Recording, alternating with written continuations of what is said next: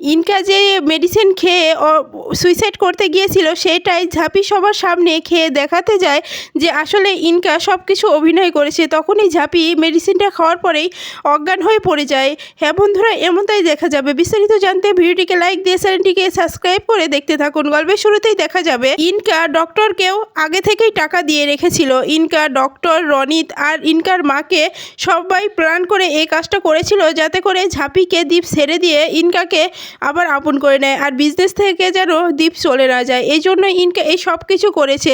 এই সব কিছুতেই ইনকা টাকা দিয়েই করিয়েছে। তখনই দেখা যায় যে ইনকার মা বলে, বেবি তুমি এসব কিছু করেছো, আমি খুব খুশি হয়েছি যে তুমি দ্বীপকে নিজের বশে রাখার জন্য এই সব কিছু করছো। আমি অনেক খুশি হয়েছি, এটাই করো।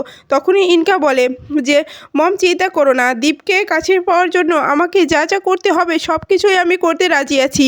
আমাকে সব কিছুই করতে হবে, আমি সব কিছু করতেই রাজি আছি। এই জন্য আমাকে যত বড় পরীক্ষাই দিতে হয় না কেন আমি এখন দেব। ডক্টর, আপনি আমাকে এমন একটি মেডিসিন দেন যাতে করে ঝাঁপি আর দ্বীপ যখন আমাকে দেখতে আসবে হাজার চেষ্টা করেও যেন আমাকে জ্ঞান না ফেরাতে পারে। তখনই ডক্টর বলে একটু রিস্ক হয়ে যেতে পারে। তখনই ইনকা বলে রিস্ক হোক, আমার কোনো সমস্যা নেই, আমি সব কিছুই ম্যানেজ করতে পারবো, আপনি আপনার কাজ করেন। তারপরেই দেখা যায় যে ইনকাকে ইঞ্জেকশন দিয়ে অজ্ঞান করে রাখা হয়। এরপরে অন্যদিকে দেখা যায় যে দ্বীপ ঝাঁপিকে বলে, ঝাঁপি এটা ভালো হচ্ছে না রে, এটা একদম ঠিক হচ্ছে না। তখনই দেখা যায় রনিত আর ইনকার মম এসে বলে যে তোরা এখনও যাসনি এখান থেকে। তখনই দ্বীপ বলে, না রনিত, আমি এখান থেকে যেতে পারছি না, ইনকার এই অবস্থা, এভাবে ওকে ফেলে রেখে তো আর আমি যেতে পারছি না। এই জন্য ও সুস্থ হোক তারপরে যাব, যতক্ষণ না ওর জ্ঞান না ফিরে এখান থেকে আমি যাব না, এখানেই বসে থাকবো।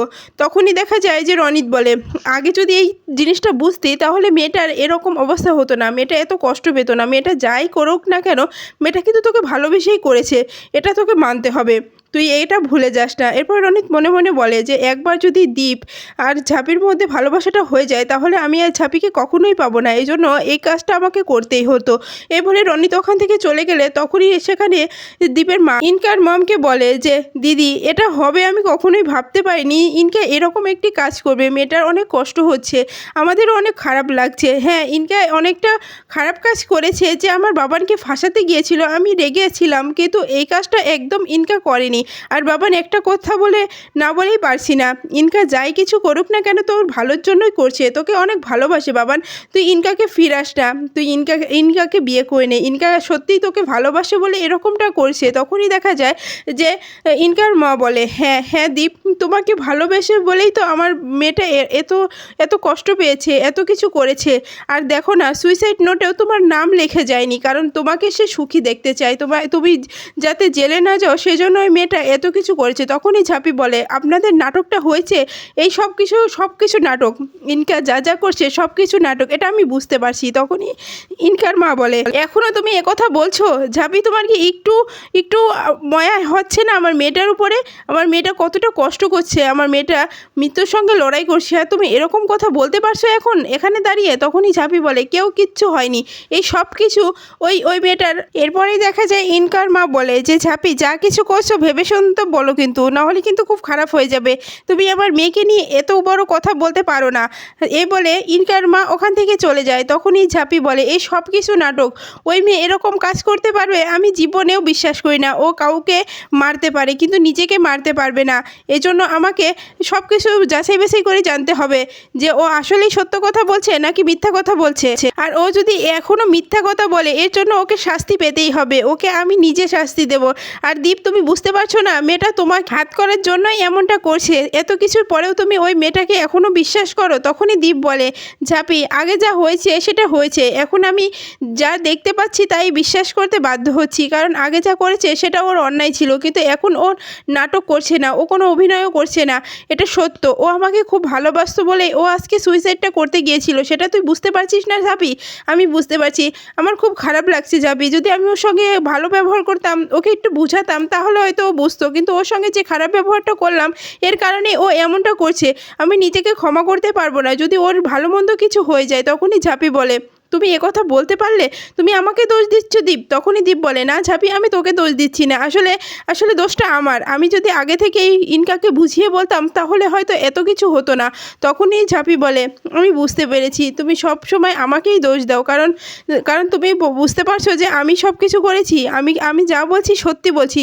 ও যা কিছু করেছে ওর সব কিছু লোক দেখানো, ও অভিনয় করছে, ও সত্যি তোমাকে ভালোবাসে না। ও তোমাকে বাসলে এরকম কাজ ও করতে পারতো না। আগে কতবার তোমার সঙ্গে অন্যায় করেছে, আমার সঙ্গে অন্যায় করেছে, সব কিছু কি তুমি ভুলে গেছো? তখনই দীপ বলে, হ্যাঁ, আগে ও যতই অন্যায় করুক না কেন, এখন ও অন্যায় করছে না, এখন ও সত্য কথা বলছে। এই মৃত্যু নিয়ে কেউ মিথ্যা কথা বলতে পারে না, অভিনয় করতে পারে না। ঝাঁপি, অনেক হয়েছে, তোকে আর ভাবতে হবে না, তুই এখন বাড়িতে যা। এখন আমি এখানেই থাকতে চাই, যতক্ষণ না ইনকার জ্ঞান ফিরে ততক্ষণ আমি এখানেই থাকবো, এখান থেকে যেতে পারবো না, তুই এখান থেকে চলে যা। তখনই ঝাঁপি বলে যে, তাহলে তোমার এটাই শেষ কথা? তখনই দীপ বলে, হ্যাঁ, এটাই আমার শেষ কথা, আমার এখন কিচ্ছু ভালো লাগছে না। তখনই দীপের মা বলে যে, হ্যাঁ ঝাঁপি, আমি আমার বাবানের কাছে থাকছি, তুই চলে যা, তুই ওর সঙ্গে চলে যা। আমার বাবানের সঙ্গে আমি থেকে ইনকার জ্ঞান ফেরার পরে আমরা যাবো, না হলে আমরা এখান থেকে যেতে পারছি না, তুই এখান থেকে চলে যা। এরপরেই দীপ বলে, মা, অনেক ভুল হয়েছে, আমি ইনকাকে অনেক কষ্ট দিয়ে ফেলেছি। তখনই দেখা যায় দীপের মা বলে, বাবান এখন একটু চুপ কর। বাবান, আমি জানি যে তুই আমার ছেলে, আর তুই ওকেই খুব ভালোবাসিস। ইনকার সঙ্গে তোর বিয়ে হলে তুই সুখে থাকতি, ইনকা তোকে খুব ভালোবাসিস, সেটা আমি বুঝতে পারছি, কিন্তু এই ঝাঁপি সব কিছু নষ্ট করে দিল, ও মাঝখানে এসে সব কিছু এলোমেলো করে দিল, এটাও তো বুঝতে পারছি। তখনই ঝাঁপি বলে, এখন আমার কথা কেউ বিশ্বাস করবে না, এই জন্য আমাকে চুপ করে থাকাটাই উচিত হবে। এরপরেই দেখা যায় যে দীপের বোনের কাছে গিয়ে ঝাঁপি বলে, এখন আমি কি করব বল তো, আমি এখন কিচ্ছু করতে পারছি না। তো দাদা ভাই আমাকে বিশ্বাসই করতে পারছে না, সে সবসময় ভাবছে যে আমি মিথ্যা কথা বলছি, কিন্তু ওই মেয়ে সাতচন্নিটা যে কতটা নিচে নামতে পারে সেটা আমার থেকে ভালো কেউ জানে না। ও এরকম কাজ করতে পারে না।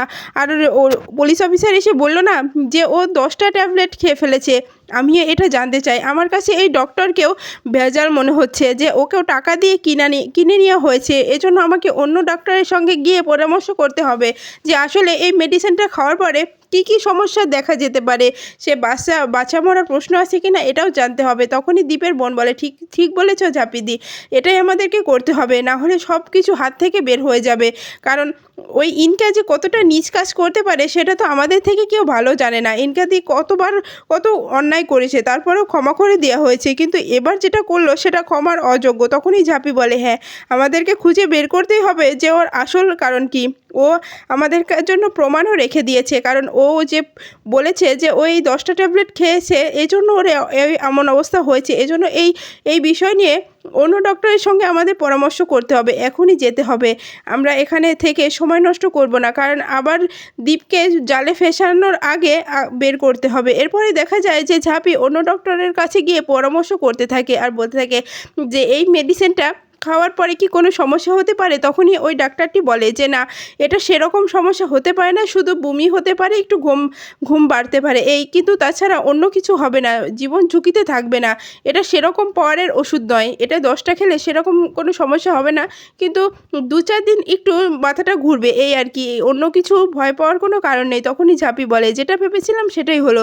তখনই ডক্টর বলে, কিছু বললেন? তখনই ঝাঁপি বলে, না, আসলে সেরকম কিছু বললাম না, এটা খাওয়ার পরে কোনো ক্ষতি হবে না তো? তখনই দেখা যায় ডক্টর বলে, না, এই মেডিসিনটা খাওয়ার পরে সেরকম কোনো ক্ষতি নেই, কিন্তু এর থেকে যদি পাওয়ারের কোনো মেডিসিন খাওয়া হয় তাহলে একটু রিস্ক থাকতে পারে, তাছাড়া এটা খেলে কোনো রিস্ক হবে না, আর 10টা ট্যাবলেটের কোনো রিস্ক নেই, এটা একদম নর্মাল ওষুধ। এরপরেই দেখা যায় ঝাঁপি বাইরে চলে এসে দীপের বোনকে বলে যে আমি যেটা ধরেছিলাম সেটাই হলো, ওই মেয়েটা এত বড় একটা জঘন্য খেলায় মেতে উঠেছে, ওকে এবার উচিত শিক্ষা দিতে হবে, ওকে শিক্ষা দিতেই হবে। ও এত দূর বেড়েছে যে সব কিছুতেই ও নষ্ট করে দিতে চাচ্ছে, ও আমার কাছ থেকে ওকে কেড়ে নেওয়ার জন্যই এত কিছু করেছে। তখনই দেখা যায় দীপের বোন বলে, হ্যাঁ ঝাঁপিদি, তুমি ঠিক বলেছো, ওই মেয়েটাকে আর বিশ্বাস করা যায় না, তুমি এত কিছু করে যে সত্যটা জানতে পারলে এটাই তো বড় বিষয়, এখন কি করবে?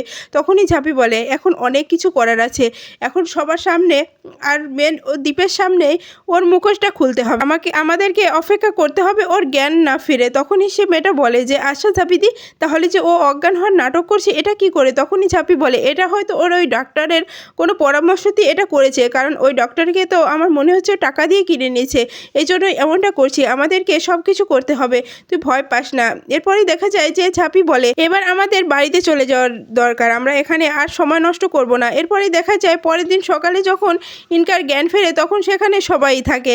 তখনই ইনকার মা ইনকাকে ডাকলেই ইনকা আস্তে আস্তে চোখ খুলে দ্বীপের দিকেই তাকিয়ে থাকে। তখনই ডক্টর বলে ওঠে যে আমি ভয় পেয়েছিলাম যে এত তাড়াতাড়ি যে ওর জ্ঞান ফিরে আসবে, আমি ভাবতেও পারিনি যে এটা মিরাক্কেল হয়ে গেল। তখনই দেখা যায় যে আস্তে আস্তে ইনকা কথা বলতে থাকে। তখন ইনকার মম বলে যে বিটি তুমি কি ভালো আছো? বেবি তোমার কি হয়েছে বলো না, বেবি তুমি ঠিক আছো? তখনই ইনকা বলে হ্যাঁ মম আমি ঠিক আছি, একটু মাথাটা ধরে আছে কিন্তু আমি ভালো আছি। তখনই রনিত বলে কি নাটক করছে রে বাবা, মেয়েটা খুব নাটক করতে পারে তো, ওর অভিনয় দেখে আমি মুগ্ধ হয়ে গেলাম, ওর এই অভিনয় তো সিনেমায়ও চান্স পেয়ে যাবে। এরপরেই দেখা যায় যে রনিত বলে যে যা হচ্ছে ভালো হচ্ছে, দীপ আর ঝাঁপিকে আলাদা করার জন্য এটা ইনকা ভালো কাজই করছে। এরপরে দেখা যায় যখনই ইনকা আস্তে আস্তে কথা বলতে থাকে তখনই দীপ ইনকার কাছে গিয়ে বলে ইনকা তুমি এটা কেন করলে, এটা কিসের জন্য করলে, তুমি এটা করতে পারো না। তখনই দেখা যায় ইনকা বলে আমি যা করেছি ভালোর জন্য করেছি, আমি তোমাদের ভালো চাই বলেই তো আমি সব কিছু করেছি, আমি আর এটা সহ্য করতে পারছি না দীপ, আমি তোমাকে ছাড়া থাকবো আমি ভাবতে পারছি না, আমি তোমাদেরকে সুখে রাখার জন্যই আমি চলে যেতে চেয়েছিলাম, আমাকে বাঁচালে কেন, তোমরা আমাকে বাঁচিয়ে ওঠালে কেন? তখনই দীপ বলে ইনকা অনেক হয়েছে, আর কোনো কথা নাই, এখন এখন আমাদের এখান থেকে চলে যেতে হবে। এরপরে ডক্টরকে বলে ইনকাকে নিয়ে বাড়ি চলে যাওয়া। এরপরে দেখা যায় সেখানে ঝাঁপির সঙ্গে দেখা হয়, আর ঝাঁপি বলে যে হয়েছে নাটক শেষ হয়েছে। তখনই দীপ বলে ঝাঁপি এটা কি বলছিস, এটা তুই বলতে পারিস না। তখনই ঝাঁপি বলে হ্যাঁ এটাই বলতে পারি, ইনকাদি তুমি বলেছিলে না যে তুমি এই মেডিসিন 10টা খেয়ে তুমি অসুস্থ হয়ে পড়েছো, তুমি মরার চেষ্টা করেছো, এই 10টা মেডিসিন আমিও খাবো, সবার সামনেই খাবো, দেখি আমি মরি কিনা। এরপরেই দেখা যায় যে ঝাঁপি ওই মেডিসিনটা খেয়েই অজ্ঞান হয়ে পড়ে যায়। এটা দেখে দীপ চিৎকার করে